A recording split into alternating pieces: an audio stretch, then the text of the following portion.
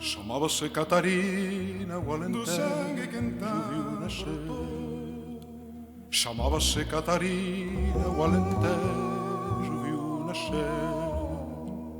Serranas viram-na em vida, Belém já a viu morrer. Serranas viram-na em vida, calma o furor campina. Pas en notre nom, Monsieur Hollande.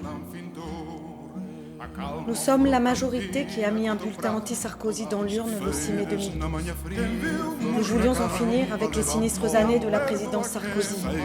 Casse de l'emploi, de tous les acquis sociaux, des services publics, de la retraite à 60 ans, de notre pouvoir d'achat. Des milliards pour les banques et les spéculateurs, des licenciements pour les travailleurs, la porte pour les immigrés privés de papier, la prison pour les jeunes de banlieue. Nous avons dit stop. Comment admettre que la politique de Sarkozy se poursuive sous votre présidence, Monsieur Hollande? Vous déclariez avant les élections, le changement c'est maintenant. Mais vous avez fait ratifier le pacte européen d'austérité Merkel-Sarkozy, qui est en train de plonger dans la misère la Grèce, le Portugal et l'Espagne. Mais vous avez refusé de recevoir à Paris le porte-parole de la gauche grecque Syriza. Mais vous avez reçu Rajoy, le dirigeant de la droite néo-franquiste espagnole, qui matraque le peuple avec une violence inouïe. Mais vous venez d'accueillir fraternellement Netanyahou, le chef de l'extrême droite islamienne, qui préconise l'expulsion de tous les Palestiniens et la guerre contre l'Iran. Mais vous n'avez pas un geste pour empêcher les licenciements des entreprises qui font des profits. Votre pacte budgétaire européen d'austérité soulève la colère des peuples grecs, espagnols et portugais.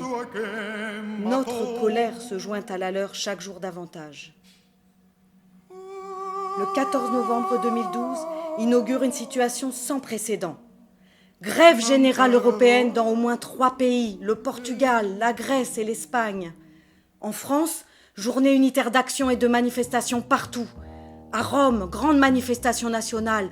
Dans toute l'Europe, c'est la même idée qui grandit. Nous ne devons pas rester à l'écart des peuples grecs, portugais et espagnols, car les mêmes causes produiront les mêmes effets.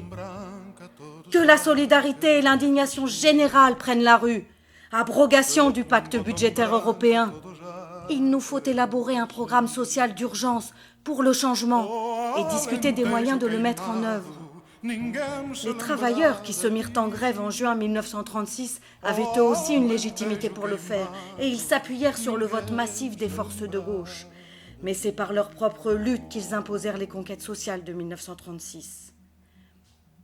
Monsieur Hollande, vous n'avez pas de légitimité pour continuer la politique de la droite, pas en notre nom. La légitimité, c'est la volonté de changement qui s'est massivement exprimée dans les urnes, après le plus grand mouvement social en France depuis mai 1968. Et nous sommes en droit de vous réclamer des comptes et d'exiger notre dû en matière de retraite, de droits sociaux, d'emploi et de justice sociale. C'est le principe même de la souveraineté démocratique.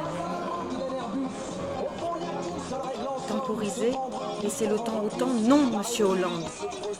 Les désillusions commencent déjà à se mesurer dans les sondages. La droite et l'extrême droite sont en embuscade. Pas question de renoncer à faire gagner notre gauche, celle des travailleurs, des jeunes, du mouvement social. Alors c'est dans la lutte qu'il faut transformer l'essai obtenu au présidentiel. Mobilisation générale pour un plan d'urgence. Oui, le changement social, ce doit être maintenant.